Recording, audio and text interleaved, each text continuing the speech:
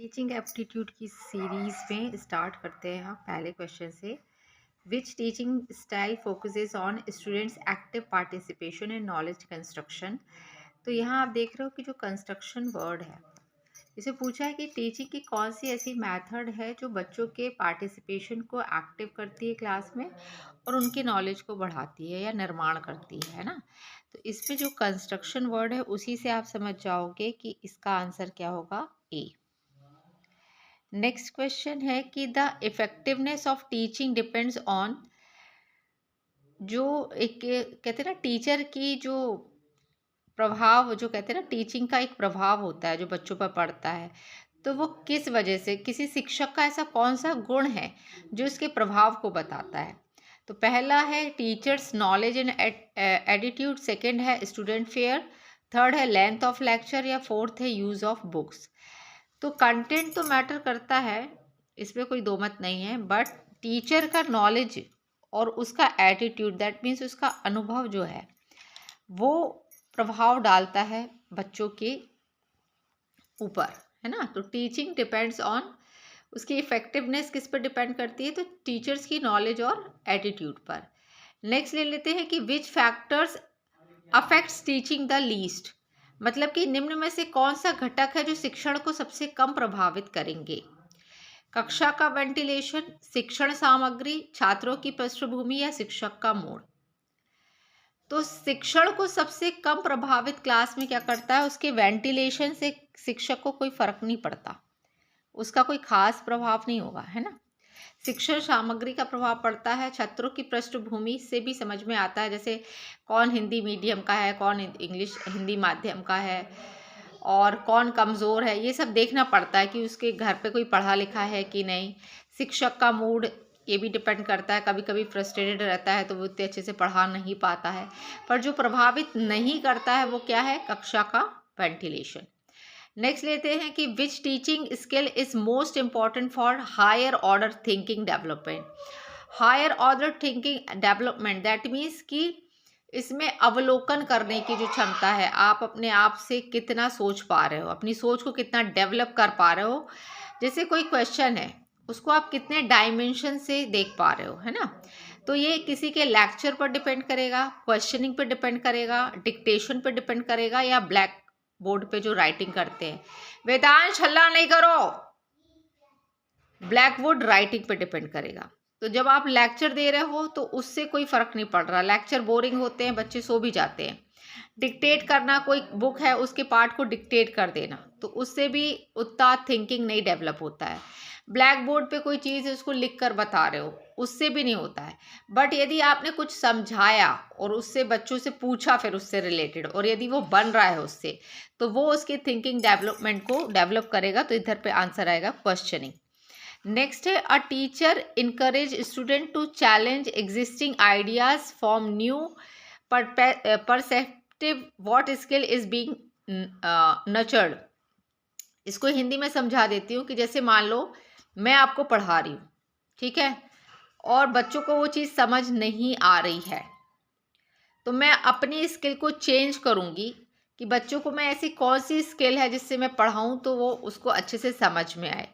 तो उस प्रक्रिया को क्या कहते हैं, शिक्षक की अपनी शिक्षक प्रणाली को चेंज करना, मतलब कि मेथड को चेंज करना। मान लीजिए कोई सम है, मैंने समझाया, उस मेथड से उस बच्चे को समझ नहीं आया, तो फिर मैं उस पर अपने वर्क करूँगी कि यार ये समझ नहीं आया, इसको मैं किस टेक्निक से पढ़ाऊँ। तो अपनी टेक्निक को चेंज करना, तो ये क्या कहलाती है, क्रिटिकल थिंकिंग कहलाता है, इमिटेशन कहलाता है, मेमोराइजेशन होता है, या ड्रिल प्रैक्टिस होता है। तो ये होगा क्रिटिकल थिंकिंग, दैट मीन्स कि अपने आप में अवलोकन करना अपनी क्षमताओं का कि इसमें मैं इम्प्रूवमेंट कैसे करूँ। ये टीचिंग एप्टीट्यूड में ऐसे ही क्वेश्चन आते हैं, तो ज़्यादा उसमें आश्चर्यचकित होने की ज़रूरत नहीं है। बेसिकली ये जो कहते हैं ना बीएड वगैरह के जो बच्चे होते हैं वो इस सब्जेक्ट को पढ़ते हैं। नेक्स्ट ले लेते हैं a teacher teach many examples of a concept first then ask student to drive the rule this refers to, that means Hindi में बता देती हूँ। यदि कोई टीचर, ठीक है, जैसे मैं आपको संख्या के उदाहरण से समझा रही हूँ, एग्जाम्पल दे रही हूँ कि इस क्वेश्चन को समझोगे कैसे। मान लो क्लास में कोई बच्चा बैठा है, उससे मैं पूछ रही हूँ कि ये कुर्सी है, ये फ्रिज है, ये बेड है, तो इसके जो नाम है, तो किसी भी चीज़ के नाम को हम क्या कहेंगे? संज्ञा। तो उदाहरण देना पहले, उसके बाद कॉन्सेप्ट को समझाना और उसके बाद रूल को समझाने का कि मेथड को क्या कहते हैं, deductive method, inductive method, drill method और लेक्चर। तो वो कहलाती है डिडक्टिव मेथड। इसके ऊपर वाली मेथड जो होती है वो मैथ्स पर एप्लीकेबल होती है, जहाँ पर आप एक फार्मूला बताते हो सबसे पहले और उसके बाद बताते हो कि इसको इसी फार्मूले से हल होगा, तो वो डिडक्टिव मेथड कहलाती है, जहाँ पर आप पहले रूल बताते हो उसके बाद कॉन्सेप्ट समझाते हो। पर इसमें पहले उदाहरण देते हो, कॉन्सेप्ट को समझाते हो, उसके बाद रूल बताते हो। तो ये दोनों मेथड आपको समझ आ गई होंगी। शिक्षण प्रक्रिया में शामिल नहीं है, ये पेपर 2022 में आया था ये क्वेश्चन कि शिक्षण प्रक्रिया में शामिल नहीं है। तो क्या नहीं शामिल होता? आवाज़ और हाव भाव, प्रचार करना, शरीर की भाषा, चेहरे के भाव। तो प्रचार करना शिक्षण प्रक्रिया में शामिल नहीं होता। ये 2022 का क्वेश्चन है। ये वाला क्वेश्चन भी 2022 में आया था कि कक्षा में सीखने के विभिन्न तरीकों में से कौन से सीखने के तरीके को सभी प्रकार के सीखने के लिए एक बुनियादी आवश्यक माना जाता है। तो मैंने इसमें, क्योंकि पढ़कर नहीं गई थी, तो मैंने त्रुटि और परीक्षण द्वारा सीखना बोला था, जबकि आंसर था अवलोकन द्वारा सीखना। इसके बाद ये क्वेश्चन भी 2022 के पेपर में आया था कि हॉकन्स और हूपर के अनुसार शिक्षण के कितने स्तर हैं? तो 5 स्तर होते हैं।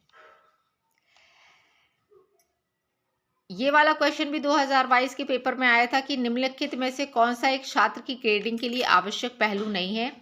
पहला है स्वमूल्यांकन, दूसरा है सहकर्मी मूल्यांकन, तीसरा है अन्य शिक्षकों की राय, चौथा है पक्षपात। तो ये नहीं है,